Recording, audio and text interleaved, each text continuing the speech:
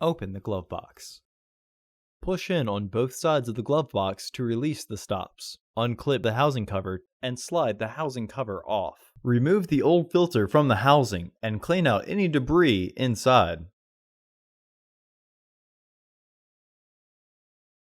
Install your new AQ1289 filter into the housing with its airflow indicating arrow pointing down.